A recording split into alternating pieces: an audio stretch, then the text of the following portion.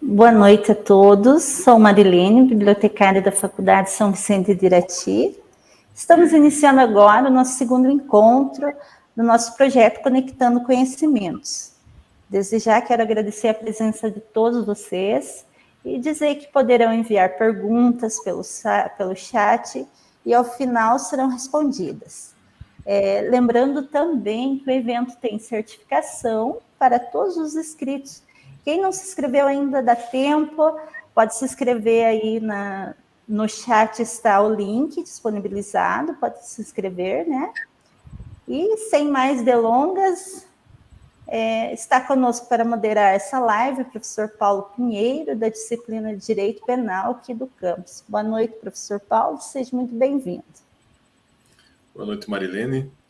Obrigado pelo convite para participar, moderando esse evento dessa noite, né? Então, estamos aqui com a presença da professora doutora Alexandra Lourenço, a professora que vai nos abrilhantar com o conhecimento, né, nessa noite de hoje. A professora possui graduação em Ciências Sociais pela Universidade Federal do Paraná, especialização em Metodologia de Pesquisa em História pela Universidade Federal do Mato Grosso, mestrado em Política Social pela Universidade de Brasília, doutorado em Ciência Política pela Universidade Nova de Lisboa, pós-doutorado em Ciência Política no Instituto Português de Relações Internacionais, Universidade Nova de Lisboa, é professora no Departamento de História da Universidade Estadual do Centro-Oeste, professora no Programa de Pós-Graduação Stricto Sensu em História da Unicentro, é chefe do Departamento de História da Unicentro no campus de Irati,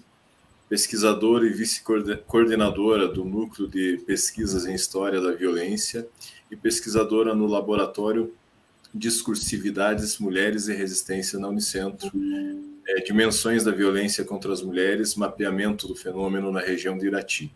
Desenvolve pesquisas sobre instituições políticas, violência e relações de gênero, participa atualmente dos seguintes projetos financiados: Dimensões da Violência contra as Mulheres, Mapeamento do Fenômeno na região de Irati, e Prevenção à Violência contra as Mulheres, uma visão socioambiental visando ao empoderamento feminino.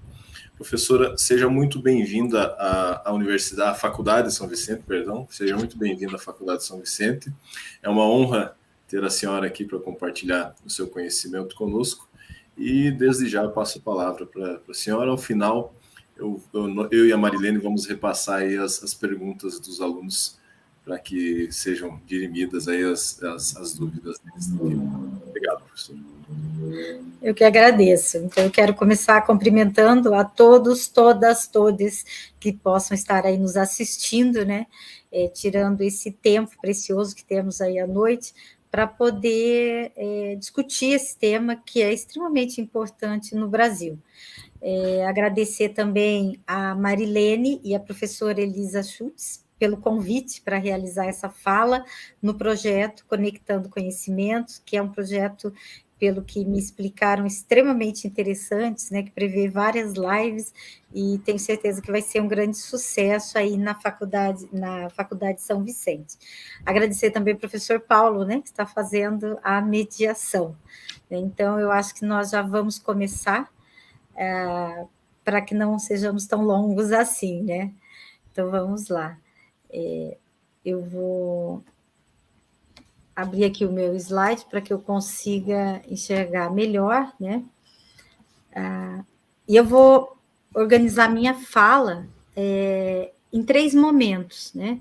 Eu espero conseguir uma disciplina e dar conta disso. Um primeiro momento, eu pretendo apresentar um pouco mais conceitualmente a discussão sobre violência e relações de gênero. Num segundo momento, dentro de uma abordagem mais histórica, um pouco das políticas públicas de combate à violência de gênero na relação com o Estado e movimentos feministas. E num terceiro momento, apresentar os dados e, em cima dos dados, naturalmente, algumas reflexões sobre Brasil e Paraná.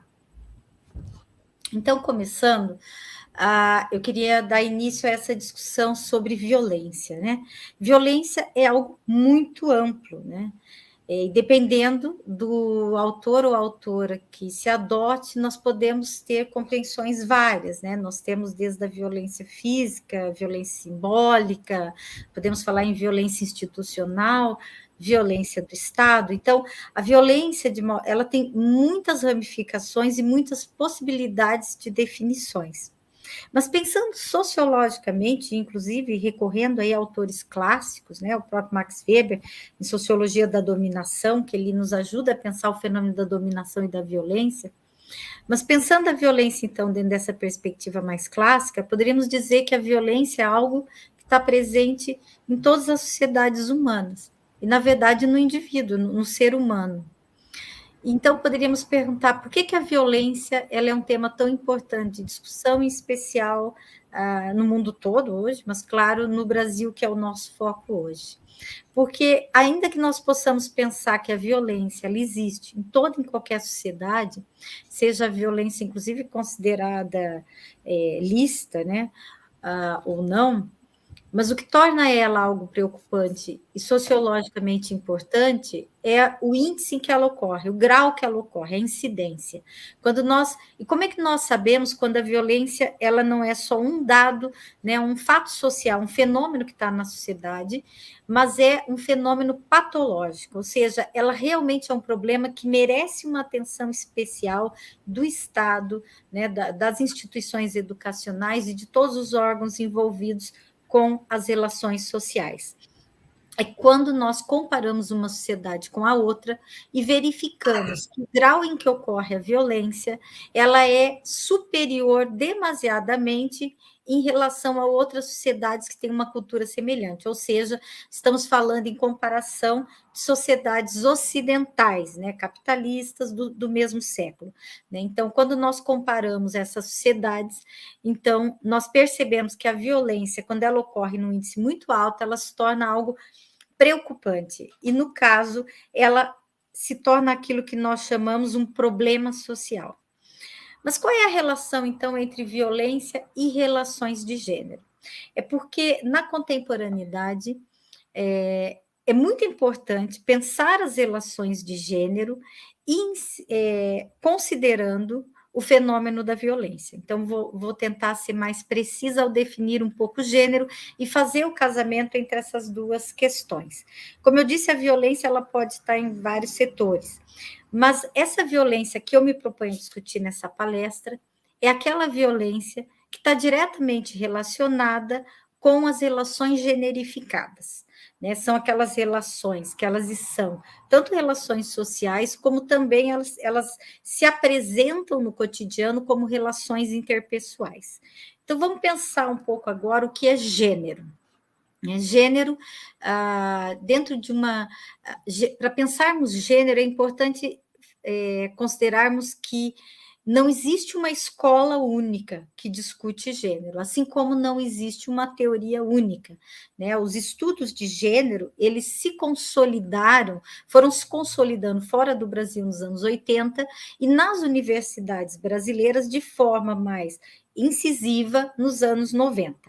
Mas desde que surgiu enquanto uma área universitária, acadêmica e científica institucionalizada, ela tem se desenvolvido rapidamente.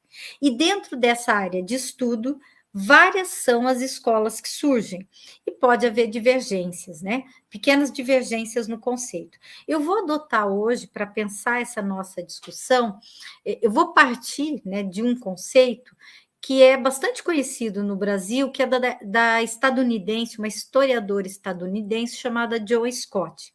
Mesmo na perspectiva binária que ela aponta para a gente, ela diz que gênero é uma construção social, cultural e histórica que cada sociedade realiza a partir do dado biológico de base, ou seja, do sexo percebido. O que ela quer dizer é que o gênero não está ligado ao sexo biológico, mas o gênero ele é construído a partir da percepção externa que as sociedades têm dos nossos corpos. E é a partir disso que, no primeiro texto dela, lá da década de 80, ela chamou do nosso sexo, né? Ou seja, é construída a partir do nosso sexo. Ela vai afirmar que essa construção resulta em padrões de masculinidades e feminilidades que cada sociedade constrói no tempo e espaço e que acaba por gerar uma série de expectativas em relação aos indivíduos da sociedade. Então, são modelos de masculinidade e feminilidades, são várias possibilidades de masculinidades e feminilidades que são construídas cotidianamente e que irão organizar as nossas relações. Essas relações, portanto, é que nós estamos chamando de relações generificadas. Só que essa autora nos alerta mais duas questões. Ela diz: essa construção do gênero, ela não é uma construção neutra, ela é uma construção que sempre envolve relações de poder. Segundo ela, o gênero é uma primeira forma de dar sentido às relações de poder. Então, é por isso, é dentro desse contexto das relações de poder, é que as sociedades, ao construírem as relações de gênero, e construírem, né, as suas expectativas frente aos gêneros, elas historicamente não os têm tratado equitativamente ou igualmente. Normalmente, as sociedades estabelecem maior ou menor grau, muitas vezes, vamos dizer assim, um critério avaliativo, seja das capacidades ou das suas potencialidades, de forma desigual. E é nesse contexto que essa autora vai falar: gênero envolve sempre relações de poder. Isso que eu estou pensando só binariamente, mas nós poderíamos também compreender, já para alertar, porque vai ter uma relação intrínseca com a violência, que o gênero ultrapassa a binariedade, né? Nós podemos pensar que o gênero ele é mais amplo do que pensarmos apenas a construção de masculinidades e feminilidades, né? E é nesse sentido, inclusive, que a Butler, né, a Judith Butler, vem nos ajudar a pensar como o gênero é performático e como tudo aquilo que, de alguma forma, foge aquilo que o padrão da sociedade foi imposto ou aquilo que pode ser pensado como modelos de comportamentos considerados hegemônicos, portanto, dominantes, eles acabam sendo, de alguma forma, foco também de violência, né? Então, nós poderíamos pensar na população trans, na população LGBTQIA+, grupos que acabam vivenciando cotidianamente modelos de gênero, performances de gênero que fogem ao modelo considerado hegemônico pela sociedade e por isso podem acabar sendo, de alguma forma, né, foco, né, de atração dessas ações violentas. Mas ainda continuando dentro do que a Joy Scott estava nos alertando, ela diz o seguinte: como é que nós vemos o gênero? Como ele é construído? Então, ela vai dizer, nós podemos observar isso através dos discursos, das representações, das regras e das próprias leis que cada sociedade elabora ao longo do tempo.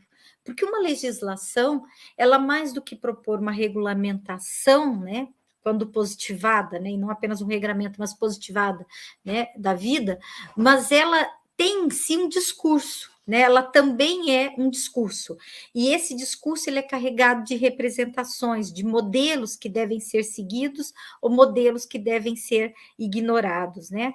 Então, é nesse sentido que essa autora ela vai nos alertar, e agora trazendo isso e aplicando no Brasil, é que são essas relações de gênero que constroem modelos de masculinidades e feminilidades, é que vão, ao longo da história de cada sociedade, construindo modelos que podem, de alguma forma, gerar uma sociedade mais igualitária ou uma sociedade menos igualitária.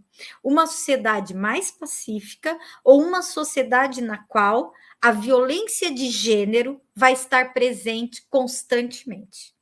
Então, é nesse sentido que eu começo a trazer para o Brasil E quero fazer essa relação entre violência e gênero e alertar que, quando nós pensamos violência atrelada a gênero, o impacto, né, dessas relações de gênero na configuração dos dados sobre violência no Brasil muda radicalmente. Vou dar só um exemplo. Se nós pegarmos um dos documentos que eu utilizo para pensar violência, que é o Anuário da Violência, que é sempre publicado pelo Fórum de Violência Pública, né? O Fórum de Segurança Pública, desculpa. Esse anuário, que foi publicado agora em 2022, ele mostra que o homicídio, de modo geral, declinou 1% em relação ao ano passado. Mas quando, isso visto de modo geral, os assassinatos no Brasil teriam declinado 1% em relação ao ano passado. Mas quando nós separamos esses dados por gênero, e observamos os homicídios de mulheres, então ali nós já não temos essa diminuição, ao contrário, nós temos um aumento na casa em torno de 3%. E quando nós não pensamos apenas em homicídio de mulheres, que é algo geral, mas pensamos no feminicídio, que é aquele homicídio que foi cometido em razão do gênero, ou seja, por ser mulher. Quando nós vamos para os feminicídios, então o aumento é maior ainda. Então, perceba, é nesse sentido que pensar a violência no Brasil, é claro que nós temos uma sociedade violenta e que nós poderíamos abordar por vários ângulos, mas quando nós pensamos essa violência a partir das relações de gênero, é impossível fugir da discussão da violência contra a mulher, porque as relações generificadas no Brasil foram historicamente construídas de forma a favorecer a violência contra as mulheres. E eu ainda nem entrei num outro aspecto fundamental do gênero, que é, quando nós pensamos o gênero, e aqui nós estamos pensando a questão da violência, é importante pensar as suas intersecções. Nós precisamos pensar em relação à raça, etnia, pensar em relação à questão etária, pensar em relação à sexualidade.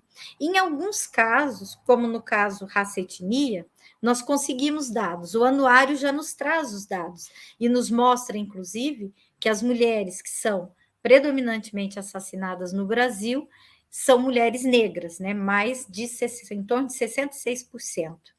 Então, perceba, não é só as mulheres, mas são as mulheres que ainda têm mais um marcador que incide sobre ela.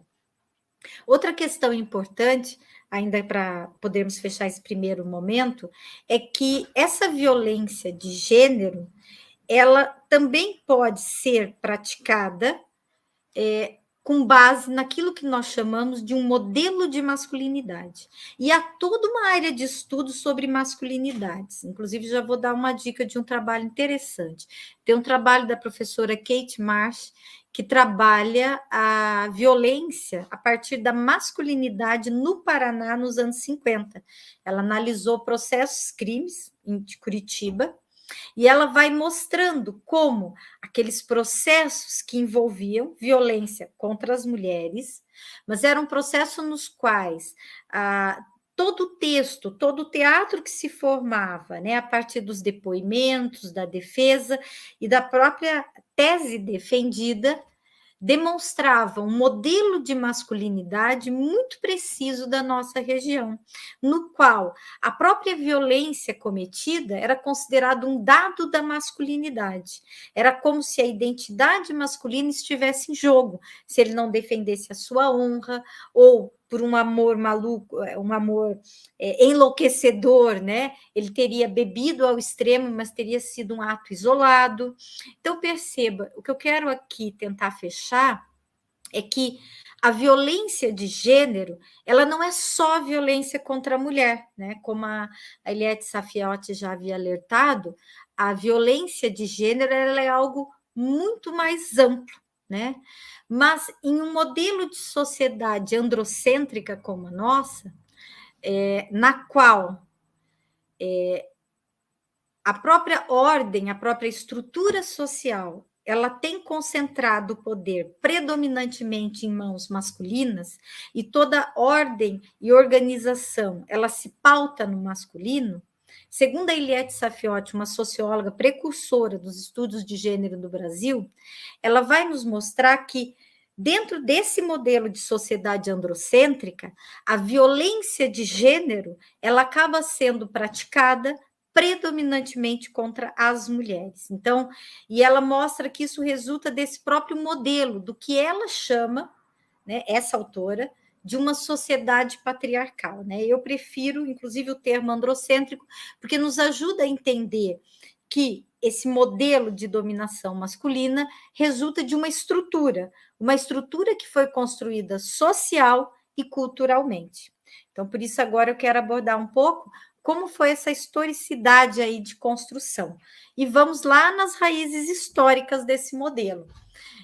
Segundo duas historiadoras que escreveram um capítulo muito interessante de um livro que está na Nova História das Mulheres, que é a Nader e a Laje, elas vão buscar essa historicidade lá no direito das ordenações. E elas dizem que nesse direito das ordenações, o poder do homem sobre a mulher era demasiado.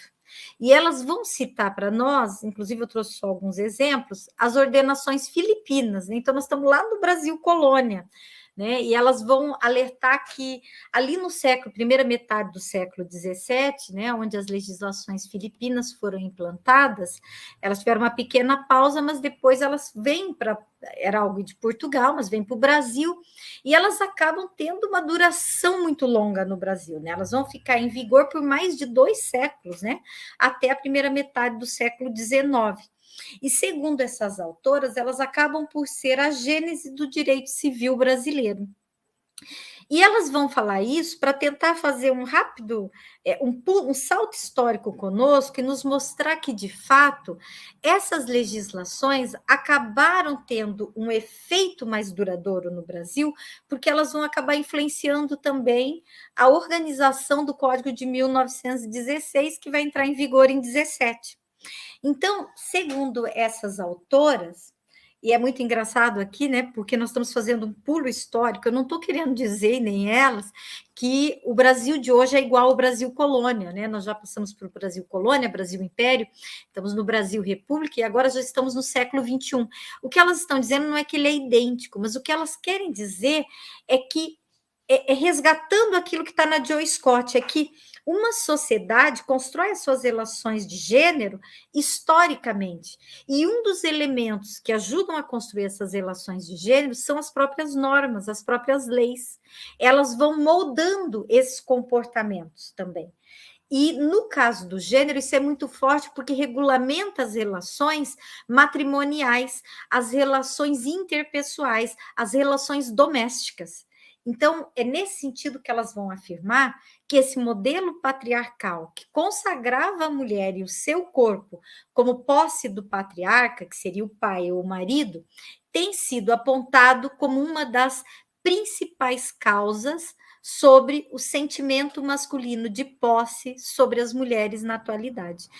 Então, perceba, é como falar assim, as leis mudaram, mas o sentimento de posse, isso parece continuar na nossa cultura, tem permanecido na nossa cultura, né? E isso é um ponto a se discutir quando pensamos em violência de gênero, né? E os dados mostram que essa violência de gênero, ela incide predominantemente sobre as mulheres no Brasil. Um bom exemplo, até para pensarmos essa questão, há pouco eu falei de como os homicídios, o Anuário da Violência mostra que homicídios, no geral, diminuiu 1%, mas que o de mulheres aumentou e o feminicídio aumentou. Esse mesmo anuário nos alerta que, quando nós pensamos os homicídios no geral, mais de 80% ali seriam considerados de causa desconhecida. Quando nós vamos para o feminicídio, mais de 80% são maridos companheiros e ex-companheiros, e 14% são considerados familiares, que quer dizer que aí pode incluir outros familiares, mas perceba que aí nós temos aquele grau, né, denso, aonde entra a questão da posse. E é dando continuidade a essa leitura histórica ainda, que elas vão nos alertar sobre essa questão dos corpos vigiados das mulheres e de uma questão fundamental que marcou o século XIX e a primeira metade do século XX, que é o fato da violência de gênero ser pensada como um problema privado. Então, elas vão afirmar que a ideologia que organizava as relações familiares e conjugais no período colonial permitia que pais e maridos praticassem ações violentas contra as mulheres da família de forma justificada pelo Estado e pela sociedade. Então, perceba, não é só o fato de haver uma lei que permitia isso, né?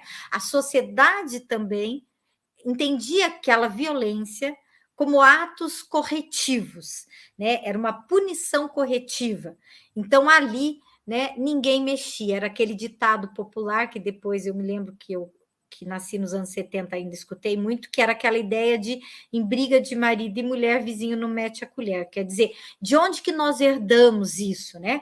Durante muito tempo no Brasil, a violência de gênero, a violência contra a mulher, enquanto uma das violências de gênero era praticada com o aval do Estado e da sociedade, e, portanto, era algo privado e ninguém deveria se meter mesmo.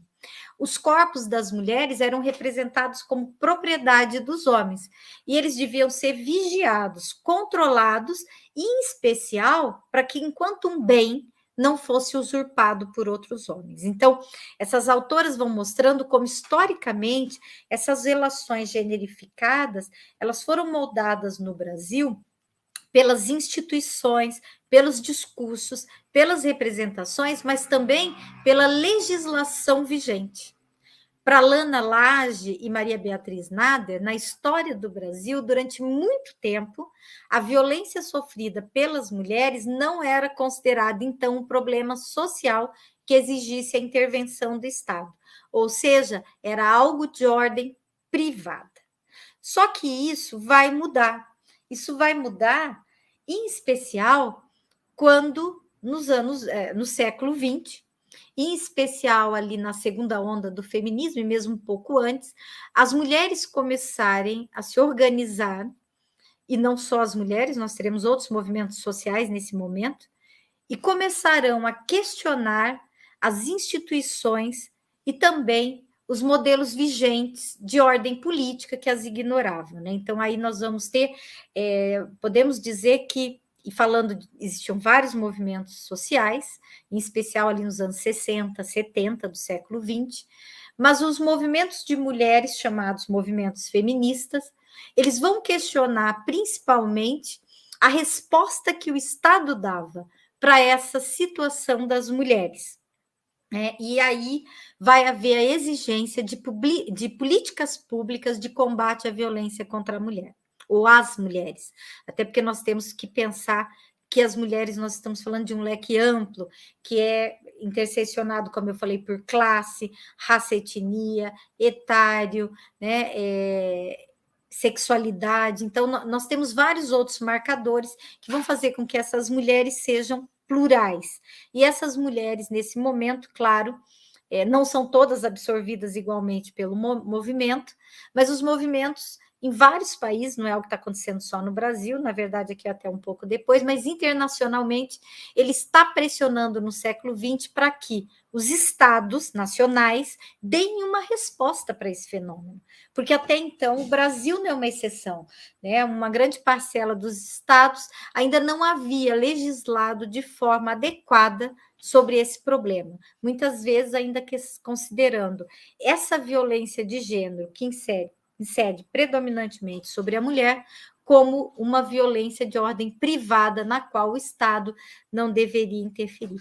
E, aliás, só mais um dado que eu gostaria de lembrar, até para a gente compreender melhor isso que eu estou falando, dessa sociedade androcêntrica e dessa ausência de ação no primeiro momento do Estado, cabe lembrar que nós percebemos isso do Estado também em relação ao voto feminino.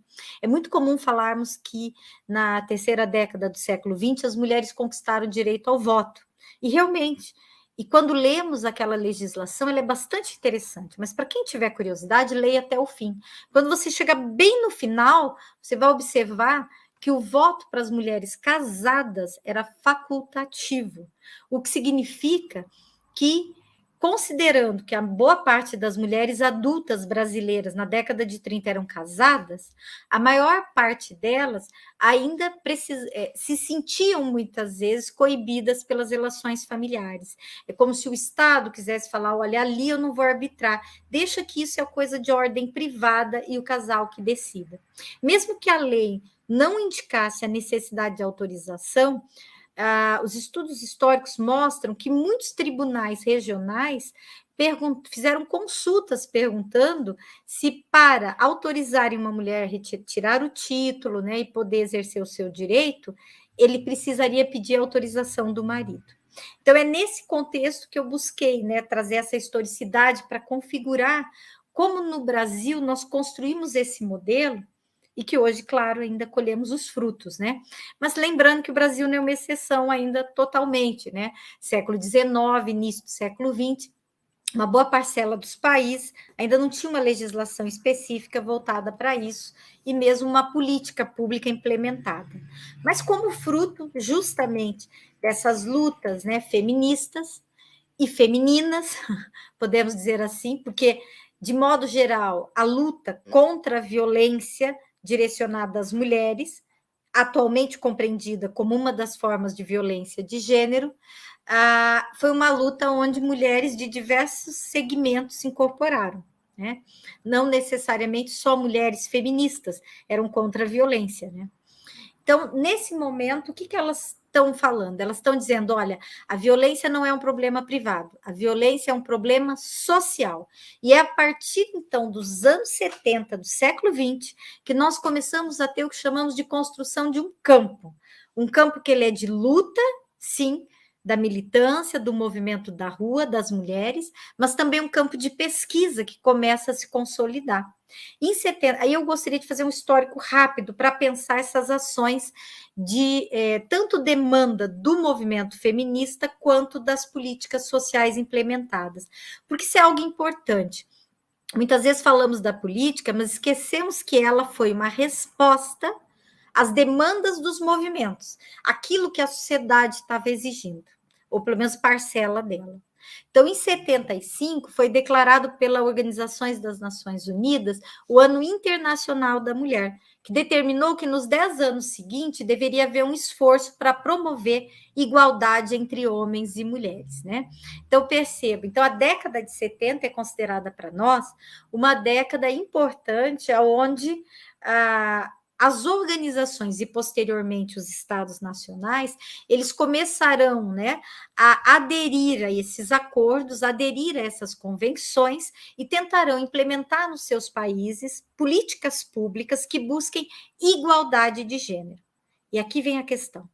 E a grande pauta da luta de igualdade de gênero era o combate à violência e à discriminação contra as mulheres. Porque isso é importante. A violência de gênero contra as mulheres, ela normalmente ocorre por duas questões. Uma, porque sente que ela é inferior ou propriedade de alguém, então a pessoa entende ela como um ser possível, né, de ser violentado, seja por inferioridade ou porque é uma posse, e no outro ângulo, seja pelo ódio, né? O feminino também tem despertado ódio ao longo da história. E isso tem sido diagnosticado como um segundo motivo da violência de gênero contra as mulheres. Mas aqui nos anos 70, as mulheres entendem que os estados têm uma obrigação e eles precisam reconhecer, eles têm um dever, e eles precisam reconhecer esse dever. Em 79, houve a Convenção para a Eliminação de Todas as Formas de Discriminação contra a Mulher, que no Brasil foi ratificada só em 84, já ali num período, né, de início de abertura pós-período da ditadura civil-militar que nós tivemos. Na verdade, o Brasil abre em 85, mas 84 ela foi ratificada no Brasil. Final, então, dos anos 70, né, ainda é importante para entender o contexto do Brasil, nisso que a gente está tentando aqui configurar, nós vamos ter um movimento muito interessante que surge no Brasil, chamado Quem Ama Não Mata. Não sei se alguém já ouviu falar. Esse movimento foi lançado pelas feministas brasileiras no final dos anos 70, após o assassinato da Ângela Diniz, né? Em especial ali, inclusive foi uma das primeiras vezes que se viu uma mudança forte no aparato midiático que cobria situações de assassinatos de mulheres no Brasil. Era bastante comum as mulheres serem culpabilizadas nos mecanismos de comunicação. Mas nesse da Ângela Diniz, começou a se alterar essa visão. E as mulheres foram para frente do tribunal exigir realmente que o veredito não fosse pró-agressor, pró-autor, né, do assassinato. Inclusive, no primeiro momento, ele teve um bom resultado, mas posteriormente não. Então, esse assassinato, se não me falha a memória, é de 79, o segundo julgamento já é de 80 e tal, mas observe que o movimento está na rua e ele está exigindo com esse slogan, né? Quem ama não mata. Por quê? Porque ainda você tem aquela ideia, matei por amor, né? Ou mesmo em legítima defesa da honra, algo, aliás, que durou até tão pouco tempo, né? O Supremo só decidiu agora, recentemente, que isso não tem mais condição sequer de ser argumentado. Em julho de 90, para se ter uma ideia agora para o campo científico, né, a Sociedade Brasileira para o Progresso da Ciência, nessa reunião que elas tiveram, 23 grupos feministas criaram o Dia Nacional de Luta contra a Violência, né, contra a Mulher. Então, perceba como, né, aí nós temos aí segunda metade do século XX, isso se organizando enquanto movimento e, ao mesmo tempo, criando pequenas formas de ação. Em 85, foi inaugurada a primeira delegacia da mulher no território brasileiro em São Paulo. E, aliás, nesse primeiro momento, o movimento de mulheres se dividiu, porque não se tinha ideia ainda se seria o tratamento adequado. Posteriormente, foi sucesso. E hoje, inclusive, é uma das grandes demandas que nós temos para quem estuda essas questões, é que se consiga aumentar a rede de atendimento especializada para essas violências de gênero.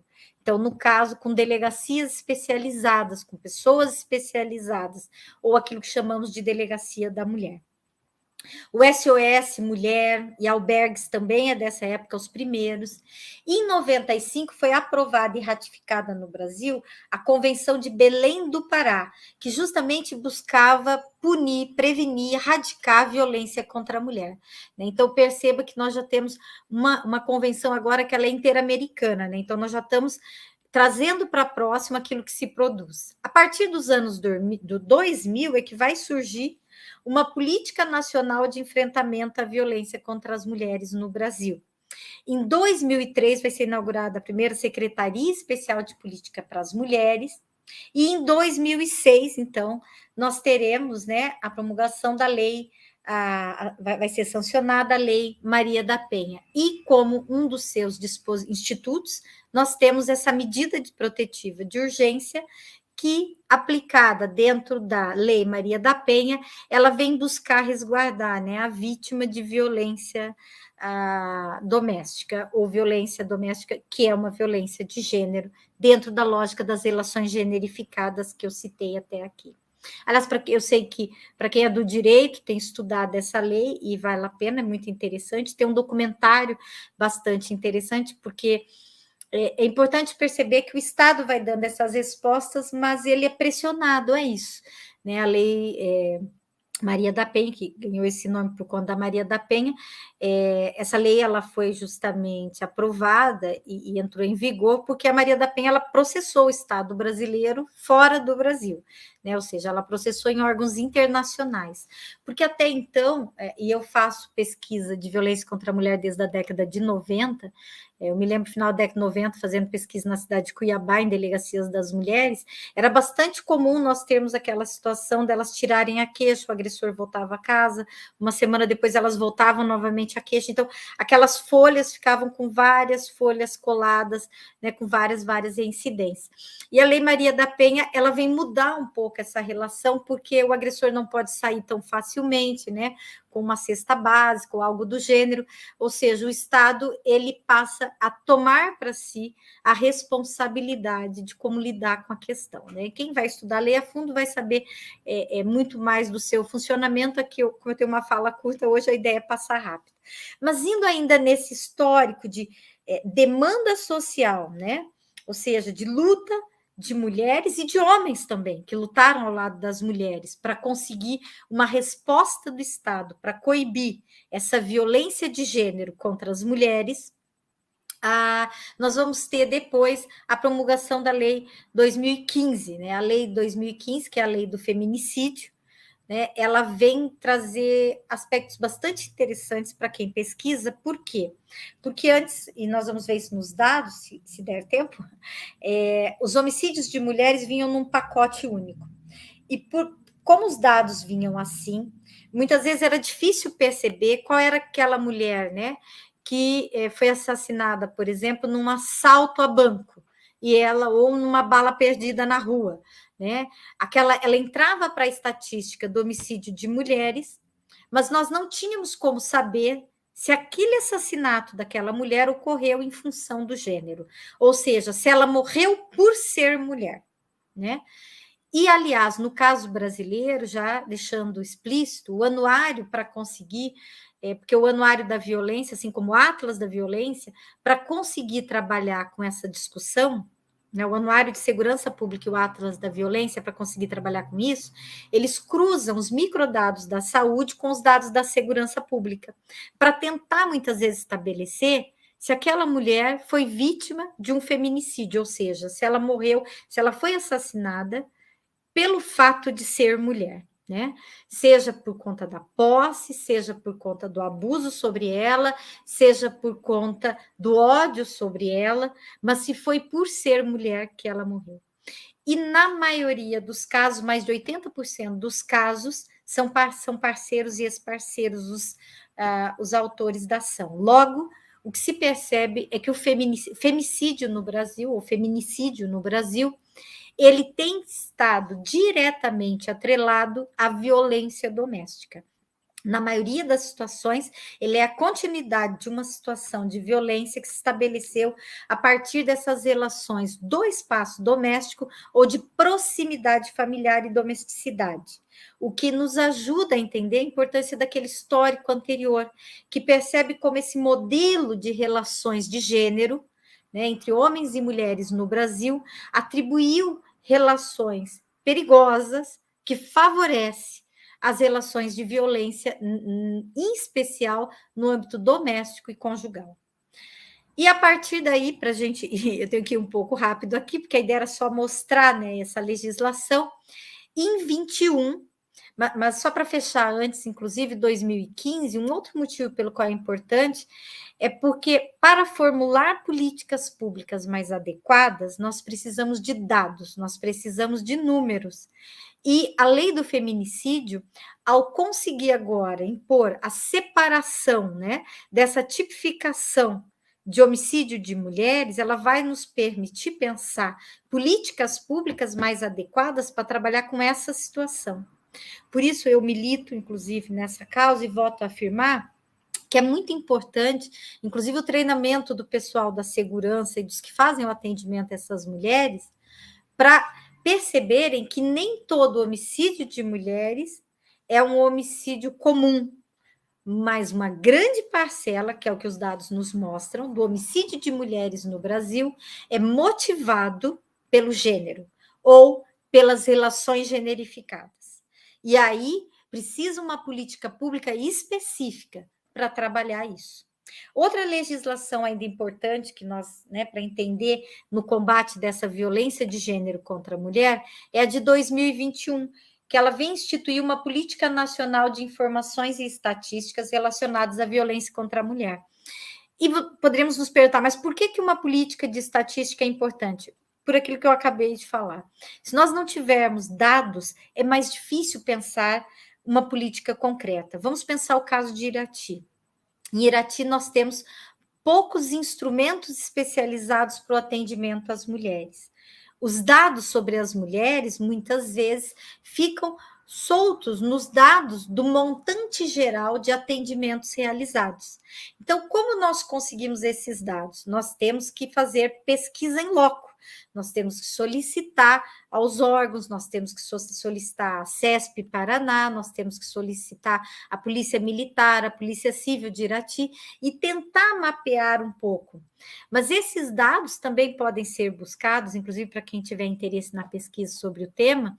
No caso de Irati, nós também temos o Judiciário, temos o CREAS, né, e temos os dados do SINAM, que é do Sistema Integrado também de Agravos de Instrumento, ou seja, de saúde, que também nos ajudam a entender essa situação. Outra lei, agora eu quis trazer uma última fresquíssima, que eu não sei se vocês já se debruçaram sobre ela foi sancionada agora no dia 3 de abril.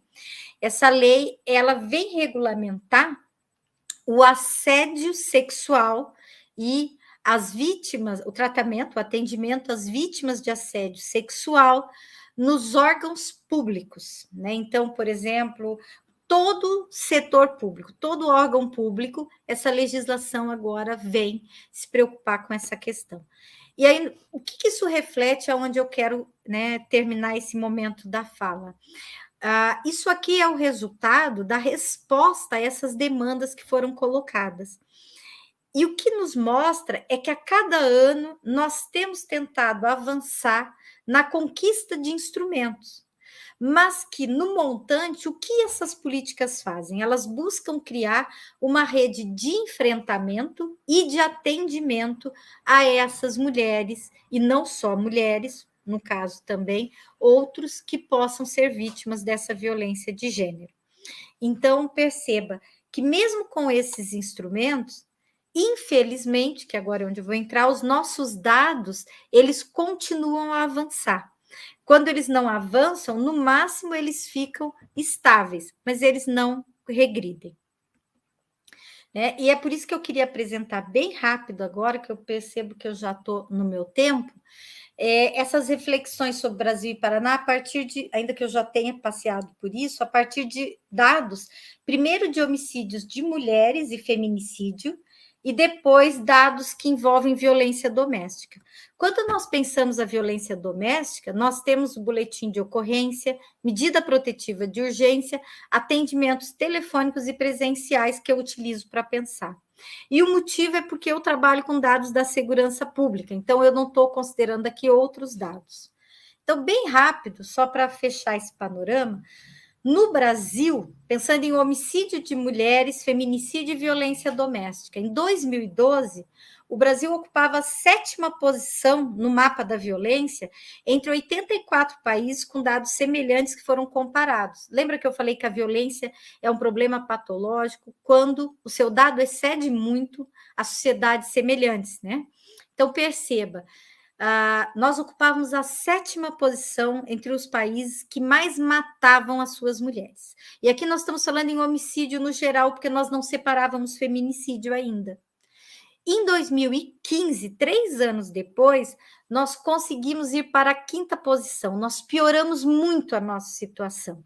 O Brasil se tornou muito mais violento de 2012 para 2015 em relação às suas mulheres. Nós só perdíamos para El Salvador, Colômbia, Guatemala e Rússia. Entre 2009 e 2019, em 10 anos, os homicídios de mulheres nas residências cresceram 10,6% no Brasil. Então, eu peguei essa década porque a gente percebe esse crescimento, né? O que corrobora aquela posição. Mas entre 2009 e 2019, os assassinatos fora da residência apresentaram redução de 20%. Então, isso indica o quê? Isso é bastante importante. É que no Brasil, a violência doméstica contra a mulher é a violência que mais mata. Ou seja, a violência de gênero no Brasil mais grave, ou aquela que acontece em maior contundência, é a violência doméstica contra a mulher, e é essa que tem resultado em homicídio. Aliás, o motivo pelo qual o homicídio sempre aparece é porque é onde nós temos os dados mais confiáveis, né? São os dados mais densos dos órgãos públicos que tem que registrar, então são mais fiáveis. Em 2019, 33,3% do total das mortes violentas registradas ocorreram dentro de casa. Segundo o Anuário da Violência, quando nós colocamos as mortes que ocorreram fora de casa, mas que ao cruzar os dados da saúde com os dados da segurança, nós conseguimos perceber que foi resultado de violência doméstica, porque a violência doméstica pode agir fora do domicílio. O corpo é encontrado em outro local, mas ela foi vítima de um parente, de um companheiro, de um ex-companheiro, então é violência doméstica. O dado sobe em torno de 50%. Então, perceba que isso é bastante indicativo de como as mulheres morrem vítimas da violência de gênero. E ainda mais um dado importante, essa violência não recai sobre as mulheres igualmente. Na verdade, 66% das mulheres assassinadas no Brasil são negras, e isso é importante situar.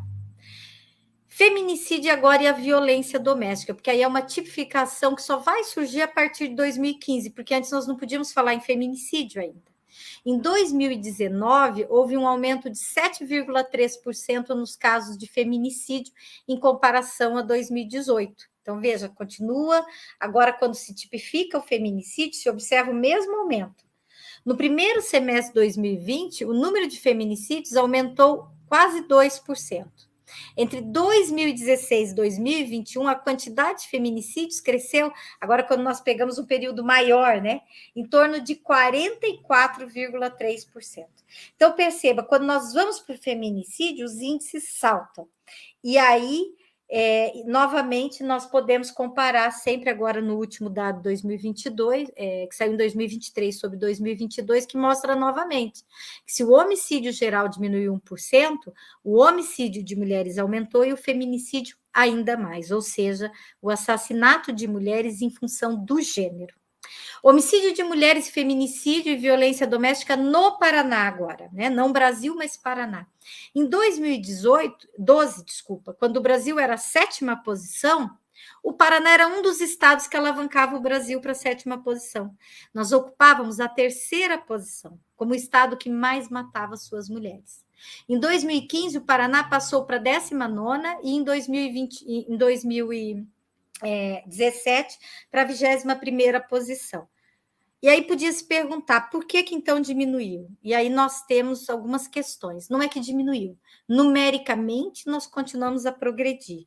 A questão é que a violência aumentou tanto no Brasil em 2012 e 2015, que outros estados brasileiros se tornaram muito mais violentos em relação ao homicídio de mulheres. E por isso o Paraná melhorou a sua escala em relação aos outros. Mas não quer dizer que os índices em si, né, os dados brutos realmente tivessem melhorado. Em 2019, foram registrados 89 feminicídios. Em 2020, houve um declínio de 73, mas volta a subir em 2021. O que significa isso? Que devemos olhar os dados com cuidado. Os dados, eles são apenas uma representação da realidade. Nós sabemos que a subnotificação, por exemplo, é imensa, né? Todos os estudos apontam a subnotificação. Então, os dados, eles são apenas uma representação bem parcial da realidade. E temos que ficar atento com a ideia de declínios, porque atualmente, o que os estudos mostram é que, às vezes, há um declínio muito temporário ou parcial em um único grupo. Por exemplo, declinou o homicídio de mulheres brancas, mas não declinou em mulheres negras. Então, nós temos que ficar atentos a quais são os índices, né, e a que público ele se dirige. Em 2020, houve aumento de 3,8% nos inquéritos de tentativas ou feminicídios consumados, né? No caso, especificamente de Curitiba, nós tivemos um aumento de 30% dos casos, né? Ali no período de 2020 em relação a 19. Então, onde eu pretendo chegar a isso, eu não vou me estender muito mais, é que, apesar de todas aquelas políticas públicas que têm sido implementadas, né, tanto os boletins de ocorrência continuam a aumentar, os atendimentos, né, do 190 também continuam a aumentar, os feminicídios continuam a aumentar. Então, nós precisamos refletir e pensar sobre essa questão. E sobre a subnotificação, vale lembrar e dar a dica para quem tiver interesse, esse estudo que chama Visível e Invisível, né? Ele está agora na sua 4ª edição, foi editado agora em 2023, inclusive.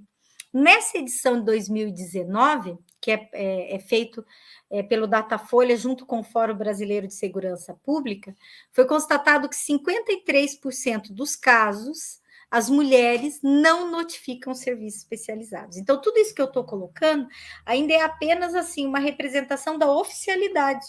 A realidade é muito mais dura. Mas, de modo geral, as medidas protetivas também estão aumentando. Mas agora, fechando a minha fala de hoje, o que estudo nos mostra, né? Esse aumento, as medidas protetivas têm aumentado quase todo ano, em torno de 14% a 15% de um ano ao outro. E são as medidas protetivas concedidas, né? Porque aquelas que são solicitadas é um número muito maior. Mas aí, então, eu trago agora a conclusão para a gente pensar. O que esses dados nos ajudam a refletir sobre Brasília e Paraná, que era a proposta, né? Então, conclusão 1. Um maior número de mulheres está sofrendo violência doméstica, o que indica um problema de ordem pública. Então, o que significa?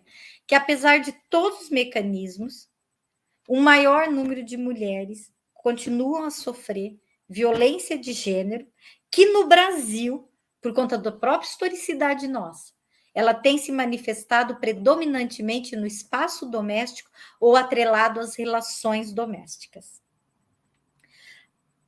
Conclusão 2. As mulheres estão denunciando mais, o que poderia indicar que não se trata somente do aumento do número de mulheres em situação de violência, mas da melhoria dos instrumentos que podem atender essas mulheres e do maior acesso à informação sobre seus direitos. Então, nessa conclusão 2, eu trago o seguinte: na verdade, talvez não seja só o número de mulheres que sofrem violência de gênero, em especial no âmbito doméstico, que tem aumentado no Brasil. Talvez também o que tem aumentado é o conhecimento sobre o tema, a rede de atendimento a essas mulheres, que pode estar propiciando a elas, inclusive, mais coragem para fazer as suas denúncias e acreditar que o Estado possa ter desenvolvido equipamentos para ampará-las. De modo geral, é importante pensar que ainda é um limite para essas mulheres buscar atendimento a ausência de equipamentos, principalmente nas cidades do interior. Pensando em Paraná, eu acho que é em torno de 5% dos municípios do Paraná que tem delegacia da mulher. No caso de Irati, por exemplo, nós não temos CRAM, nós não temos delegacia da mulher, nós não temos uma série de instrumentos importantes de atendimento a essas mulheres que sofrem violência de gênero. Mas eu acredito que são as duas coisas. Eu tenho feito pesquisas, como foi anunciado pelo Paulo no início, né, em 3 projetos, portanto, inclusive, quem tiver interesse tem o meu e-mail, que eu coloquei no começo. Eu tenho os dados de Irati e dos municípios que compõem a CESPAR de 2014, mas numa pesquisa mais metódica, agora desde 2018 até 2022, dados da segurança pública, que, através principalmente de boletins de ocorrência da civil e da militar, eu consigo acompanhar a violência doméstica na nossa região de Irati. Então, quem tiver interesse também pode entrar em contato. Inclusive, tem um projeto que eu participei, que foi do mapeamento, foi financiado pelo CNPq, e nós conseguimos mapear Irati Inácio Martins de 2018 a 2021, e foi, inclusive, também pegando dados do judiciário, do Sinan, da assistência, e esse trabalho deverá ser publicado em breve. Então, se alguém tem interesse no tema, porque eu sei que carece dados regionais, justamente, como eu falei antes, porque faltam esses equipamentos. Então, isso é só o nosso começo aí, das pesquisas e da luta aí, porque sem as pesquisas nós não temos como pressionar o Estado, inclusive para conseguir melhores equipamentos, não só para atender as mulheres, mas para também desenvolver políticas educativas de prevenção. Então, por hora é isso. Agora eu vou passar, né, para as questões que possam surgir ou comentários. Obrigada. Obrigado, professora. Agradecemos a sua explanação e abrimos para perguntas. Já foi colocado ali no chat que estão abertas para as perguntas. Acho que já temos algumas ali. Deixa eu ver. A Elaine falou o seguinte: diante do aumento, quais os caminhos para impedir o feminicídio? Quais as frentes possíveis de trabalho para evitar a violência doméstica? Obrigado, Elaine. Então, na verdade, assim, o que a literatura, né? Eu vou falar agora com base no que é uma literatura, Elaine, interessante que discute isso. Eu penso assim, o primeiro caminho é que nós precisamos conquistar mais equipamentos de prevenção e atendimento a essas mulheres, né? Eu não sei de qual região você fala, mas se você tiver mesmo em Irati, por exemplo, hoje aí nós já temos a Patrulha Maria da Penha, nós temos o botão do pânico, né? A Polícia Militar normalmente é acionada nas primeiras 24 horas ali, né, onde ocorre a situação de violência. Mas assim, para falar assim, para eliminar o feminicídio, honestamente, eu acredito que esses instrumentos, o que eles fariam se eles trabalhassem conectados e adequadamente? Eu acredito que possa haver mais vigilância e um atendimento mais rápido às mulheres para evitar que se chegue a uma situação de feminicídio de fato, né? Por exemplo, o próprio botão do pânico tem sido pensado como um instrumento que pode ajudar a Polícia Militar a chegar muito rápido no caso se perceber a proximidade do agressor. Eu estou falando em caso de mulheres com medida protetiva, né, de urgência, mulheres que já estão sendo mapeadas, que já estão no sistema. Mas se nós formos pensar de uma forma mais macro e estrutural, eu penso que, eu não sei se é possível falar em eliminar o feminicídio, mas eu acredito que nós podemos combater o feminicídio também com políticas educacionais, né? Eu acredito que nós precisamos educar seres humanos para conseguir entender que nessas relações generificadas nós somos iguais, né? Eu não posso ter a posse sobre o corpo do outro a ponto de não aceitar, por exemplo, a ruptura de um relacionamento, seja no namoro, seja no noivado, no casamento. Hoje, como eu falei, né, o último anuário mostra que 82% dos feminicídios são praticados por companheiros e ex-companheiros. Portanto, são pessoas que normalmente não aceitam ou ruptura ou as condições em que a ruptura ocorre, tá? Mas eu acredito também, considerando que a mudança da cultura demora muito tempo, nós temos que trabalhar de forma prática e empírica. Nós precisamos de instrumentos mais adequados de acolhimento à mulher em situação de violência, porque quando a mulher está em situação de violência, ela não se sente acolhida para denunciar e não denuncia, ela vai se mantendo naquele ciclo da violência doméstica e é nessa situação em que o feminicídio predominantemente tem ocorrido. Então, eu acredito que precisamos de equipamentos para não só para acolher essa mulher, para dar atendimento a ela, no caso, as casas, inclusive, onde ela possa se recolher, como a Casa da Mulher, que tem no Brasil todo, inclusive aqui em Curitiba.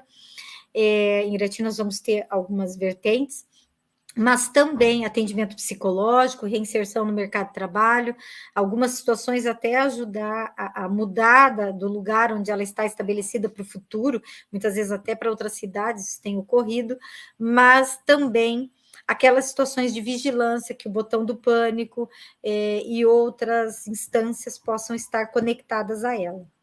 Você vê, hoje nós temos situações de medida protetiva de urgência, mesmo em Irati, onde muitas vezes a mulher pode ter a medida protetiva de urgência, mas se a polícia militar não tem como chegar em tempo, o agressor vai chegar a ela e vai cometer o ato da mesma forma. Então, eu acredito que nós precisamos de mais mecanismos, onde essas mulheres denunciem, sejam acompanhadas, e aquelas que correm risco de vida precisam ser monitoradas pelo Estado. Não sei se responde o que você quis, mas é o que a literatura tem indicado e que eu particularmente acredito enquanto uma solução enquanto eu acredito que seria o ideal e aquilo que é emergencial, né? De fato, essas ações via instrumentos, ou institutos, ou equipamentos do Estado, eu sempre penso como um band-aid, porque como socióloga, eu acredito que a mudança vem da cultura. Nós precisamos mudar essa sociedade. Eu até brinco, né? Temos que educar homens e mulheres para o século XXI, e não mais mulheres para o XXI e homens para o XIX. Isso é uma piada, tá? Não fiquem bravas comigo. Mas eu digo assim, eu acredito que a verdadeira mudança virá quando mudarmos, sim, a cultura. Por isso precisamos trabalhar relações de gênero nas escolas. Temos que discutir relações de gênero, porque relações de gênero está ligada a direitos humanos hoje. Né? Não é uma coisa transcendental, ela é muito material, ela está ligada a direitos humanos. Né? Mas pensando como uma situação gritante, porque a situação da violência de gênero contra mulheres no Brasil ela é muito forte, né? É como uma ferida aberta, então temos que pensar nesses equipamentos emergenciais. Está aí na tela a pergunta da Alessandra. Por que a polícia permite que seja retirada a queixa de agressão contra as mulheres?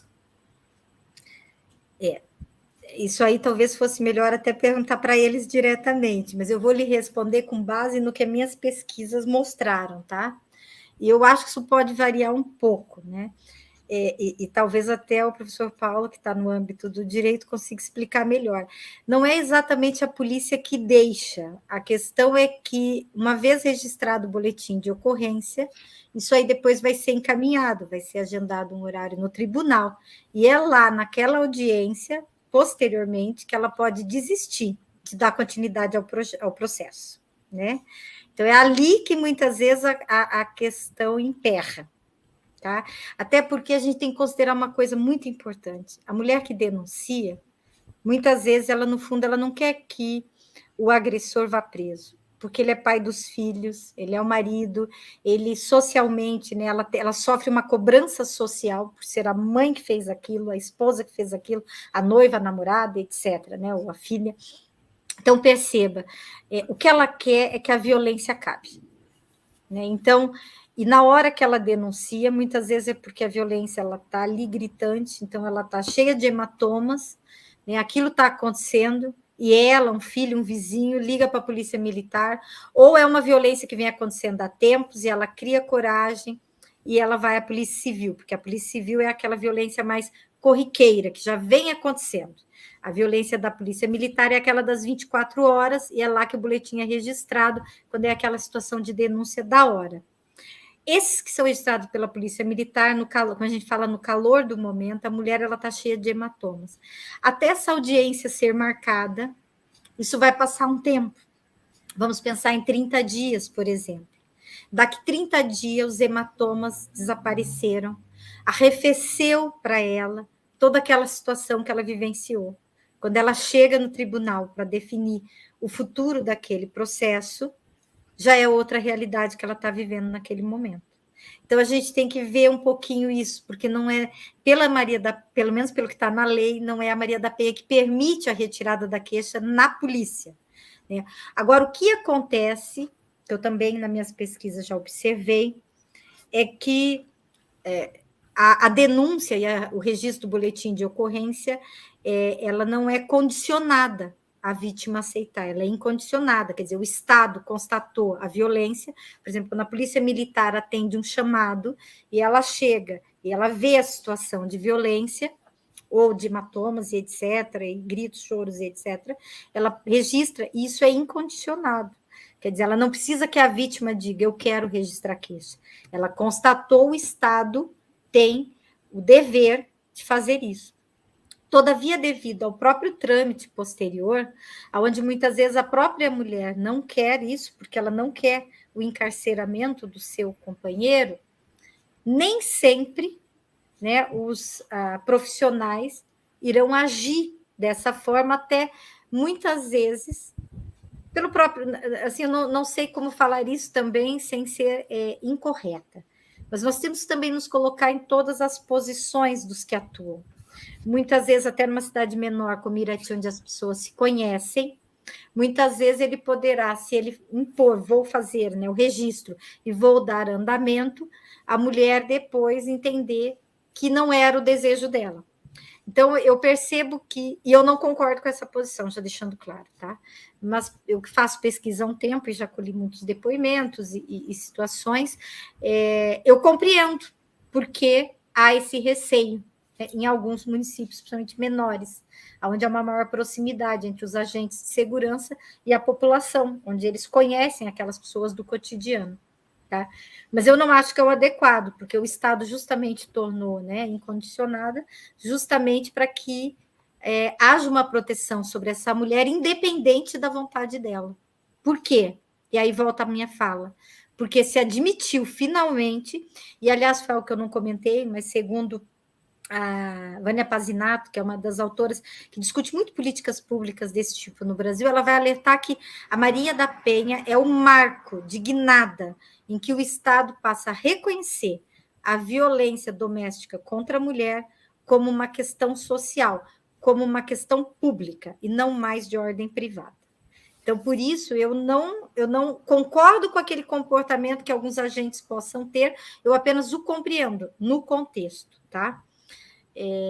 E aí, sim, é uma situação complicada e saber como lidar. Eu continuo a defender, inclusive, sou uma das que milita muito, em profissionais qualificados dentro de uma discussão de gênero e de violência contra a mulher, para atender mulheres, em especial na nossa região, porque os dados que eu tenho da nossa região mostram, e quando eu falo a nossa, eu falo em Irati, que é onde está a faculdade, e onde eu também trabalho no campus da Unicentro, mostra que a nossa região é bastante violenta contra as mulheres. A violência de gênero está muito presente no nosso cotidiano. Temos mais uma, né? Ainda a Alessandra continuou, né? Complementou ali, mas não poderia continuar como um caso aberto. Aí você já está entrando no trâmite processual, né? Quando aquilo vai para os tribunais. E aí, confesso, Alessandra, que talvez o professor Paulo seja uma pessoa até melhor para lhe responder isso, que é do direito penal, e provavelmente entende de processo penal, do que eu. Né? Quais são as limitações jurídicas, se isso continua ou não como um caso aberto. Né? Eu sei que para a delegacia isso vai permanecer, tanto que para nós que trabalhamos com os dados, eles conseguem nos indicar situações de reincidência, mas eles não têm mais controle sobre como o tribunal vai lidar, né, com essa questão a partir dali. Professor Paulo, quer aproveitar e trocar uma ideia? Só complementando, professora, já que me permitiu, antes da Maria da Penha, né, que era mais comum as mulheres, dada essa dependência econômica, emocional que a professora citou, né, do agressor, que era mais comum a mulher ir até a delegacia e retirava, né, a queixa, como foi falado. Só que agora a gente tem a chamada audiência preliminar, né, tá no artigo 16 da lei. Então, agora é onde serve para retratar, para a vítima se retratar. Então, ela só pode retirar ou continuar com o processo perante o juiz, né? Perante a autoridade judicial, e não mais perante o delegado, como era antes da Lei Maria da Penha. Deu uma segurança maior, né, na nossa visão de quem estuda a lei, né? Uma segurança maior, por um lado, né? Porque de alguma forma ou outra diminuiu bastante os casos de desistência, né, digamos assim, em que as mulheres não levavam o processo para frente, mas agora, teoricamente, legalmente, a previsão tá só perante o juiz mesmo. Temos uma ali, professora, do Lucas. Boa noite, professora Alexandra, obrigado pela sua fala. Os estudos históricos também mostram que a violência homicida vítima muitos homens. Que medidas podem ser pensadas para mudar essa situação? Boa noite, Lucas, tudo bem? Que bom você lembrar disso, Lucas. Se eu estou entendendo bem a sua pergunta, tem alguns estudos interessantes que mostram, né, que os homens também, muitas vezes, eles acabam sendo vítimas dessa situação, inclusive ao tirarem a própria vida, por não aceitarem, né, a perda desses relacionamentos e por perderem as suas mulheres, vamos dizer assim. Inclusive, muitas vezes, cometendo essa ação após terem, né, assassinado as suas mulheres. Então, assim, não só os estudos históricos, né, que você também é da história, eu conheço o Lucas, né, tem mostrado isso. O Lucas estuda processo crime, ele também tem um trabalho espetacular sobre essa discussão. Então, não só no sentido histórico, mas nós podemos pensar contemporaneamente, Lucas, né? Como eu tentei mostrar no início da fala, né? Que essa ideia de posse sobre o outro, que cria, que constrói, né, um modelo de masculinidade, e as próprias tecnologias que estão envolvidas nessa construção desse modelo de masculinidade, como uma legislação, né, historicamente, que deu muito poder aos homens sobre as mulheres no Brasil, acaba por construir um modelo de masculinidade que se sente proprietário, e é onde a sua masculinidade também muitas vezes parece estar, de alguma forma, em termos sociais, ancoradas no reconhecimento social, né, que se faz dele possuir essa propriedade sobre as suas mulheres, essa autoridade sobre elas. Então, de tal forma que, ao perder isso, como diz a própria Eliette Safiotti, também lembrando dela, né, quando a ideologia não basta, ou seja, o conjunto de ideias, né, não basta para as mulheres serem dominadas, então vem a força física. Então se usa a força, tenta-se dominar a força para conseguir a obediência. Só que para os homens também, e aí é um reflexo das relações de gênero, porque as relações de gênero também, e como fruto desse próprio modelo de masculinidade violento, também pode ser extremamente prejudicial aos homens, por quê? Porque eles são incapazes, não falo os homens no geral, mas para os homens que se enquadram nas situações homicidas que o Lucas citou, eles também não conseguem aceitar essas rupturas, porque eles sentem que a sua própria identidade masculina, né, a sua honra foi diretamente afetada.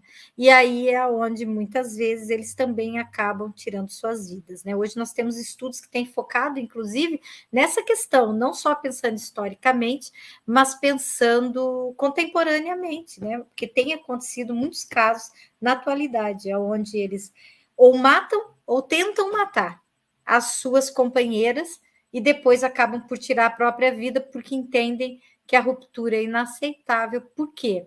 Porque o que está em jogo ali, e não pode ser banalizado como fruto de amor, o que está em jogo ali é um modelo de masculinidade, de posse sobre o corpo do outro, que tem uma falsa noção de direitos, né, de possuir o outro, e que esse masculino não aceita, em hipótese nenhuma, que a sua autoridade seja questionada nesse ponto, a ponto de perder a própria noção identitária, né, o sentido de vida. Então, Lucas, acho que eu psicologizei um pouco, mas é por aí, tá? E que medidas podem ser pensadas para essa situação? Ótimo. Eu penso que a mesma questão que eu citei em relação à pergunta anterior sobre o feminicídio vale para isso. Nós precisamos pensar no sentido educacional. Se nós não construirmos uma sociedade mais igualitária em termos de relações de gênero, relações generificadas, voltadas para os direitos humanos, de respeito ao outro, nós continuaremos a ter esses problemas no índice fenomenal que o Brasil tem hoje. Então, eu penso que, nesse caso, nós podemos ter equipamentos também. E a própria a legislação Maria da Penha, ela prevê equipamentos de prevenção e de trabalhar aconselhamento também. O aconselhamento também está previsto enquanto uma das ações da legislação. E eu penso que esse caso diagnosticado, se nós também nos equipamentos tivermos mais pessoas capacitadas para trabalhar quando surgirem as primeiras denúncias de violência, não só com a mulher agredida, mas com o agressor também, para trabalhar essa construção da masculinidade. E como a violência é um componente da sua masculinidade, eu acredito que podemos ter também aí alguma mudança.